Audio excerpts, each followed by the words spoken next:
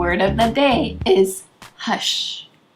Now, hush can be used both as a verb or as an interjection, meaning that you can just say it as a command. Hush.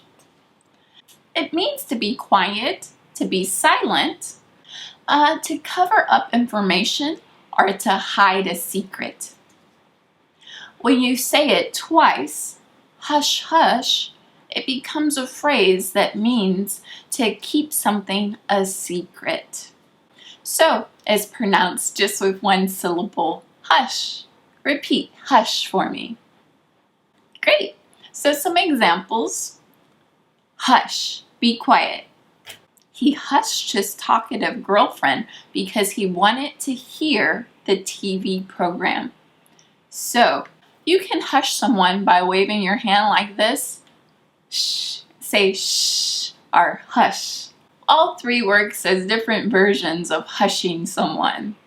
So, he tried to make his girlfriend be quiet. She was talking too much. She was talkative because he couldn't hear and he wanted to hear the TV program.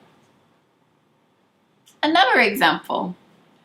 Let's keep this problem hush hush for now. I don't want the director to find out. So, let's keep this problem a secret because I don't want our boss, I don't want our director to find out. So, now it's your turn. How would you use hush in a sentence of your own? Write it in the comments below. It's good practice for your English and it helps lock the word into your long-term memory as well. Next, please like, comment, and subscribe to the channel so you can get more English lessons like this every week. And if you're ready to take your English to the next level, check out fluencyking.com. We have our free ebook on how to become fluent there, and you can also check out our full paid course, Master English.